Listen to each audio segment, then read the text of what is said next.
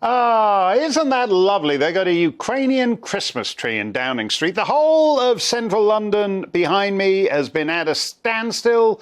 The useless Metropolitan Police are driving everywhere with their lights flashing and sirens blaring, driving in random directions across each other.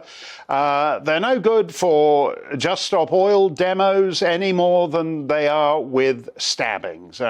Terrible stories over the weekend. Two 16-year-olds fatally stabbed a mile apart in London, one white, one black, if you're interested in the celebrate diversity elements. Absolutely terrible. Useless Metropolitan Police are no good with stabbings, and they're no good at basic traffic control. The COVID era will be remembered in history as one of the largest transfers of wealth and power from the masses to the elites. I've often remarked about the awful distinction that emerged between essential and non-essential persons. You, as a self-employed hairdresser, were completely non-essential, but Jeff Bezos and Bill Gates, well, they're totally essential. And that distinction prevailed even when it came to all the lockdown rules. You couldn't visit Granny at the nursing home, but Matt Hancock could be doing non-socially distanced tongue sarnies with his mistress, and that's all fine. While Britons and other formerly free peoples were being banned from their homes, world leaders were getting together to figure out how to make their COVID regimes permanent. And it looks like they're succeeding.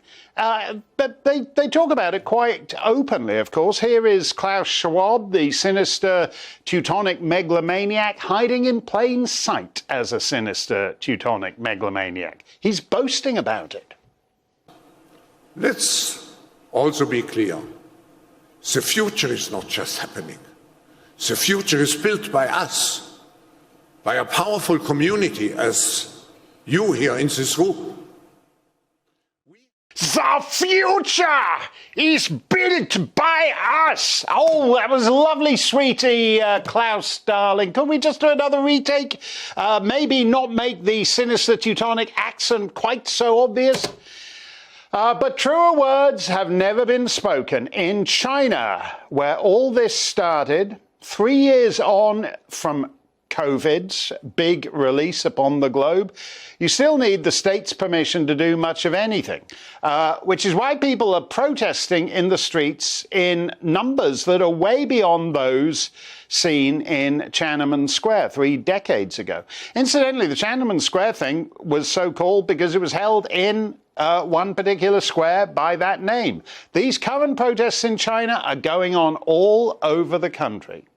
In the United Kingdom, we're being told to live with blackouts in the dead of winter, as though this is a normal thing. As we talked about a few weeks back with Mark Morano, the COVID regime has been repurposed for a larger agenda of state control. Just to go back to China for a minute, those vaccine passport QR codes that say whether you can go out or not are now being used against the Chinese protesters. Oh, you thought that handy little vaccine passport with the QR code was just so you could get into your favorite restaurant?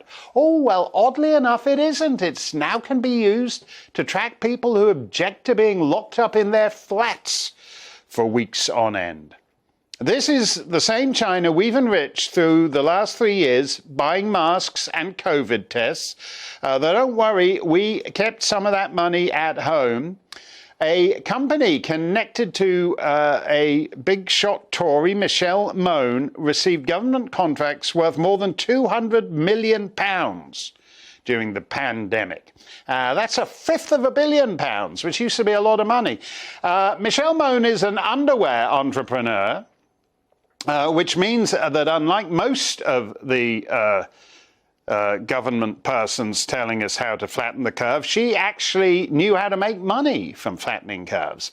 The Baroness managed to put PPE MedPro in the VIP lane for suppliers to get a piece of the $13 billion the government spent on PPE. She and her kids got 29 million quid of the profits, which was then transferred to a secret offshore trust. So actually, for the elites, tanking the global economy, ruining Western life, walling Granny up in an old folks' home where she isn't allowed to see anybody and has to die all by herself, unsurrounded by tiresome loved ones. This has proved to be a pretty good business model for the right people. The elites have little concern for the consequences of their actions so long as they derive benefit. We've been talking about the migrant crisis on this show for months. Yet everyone round the cabinet table seems utterly nonplussed by it all, even though their buddy, Rupert Soames, the grandson of Sir Winston Churchill, even though their buddy, Rupert Soames, is the guy with the big lucrative contract to run all this stuff. So it's not as if it involves them having to go and talk to riffraff common people. They could just get on the blower to Rupert and he could tell them what was going on. So the bad weather has now given us more of a reprieve than anything from the Home Office, as no boats have turned up in days now.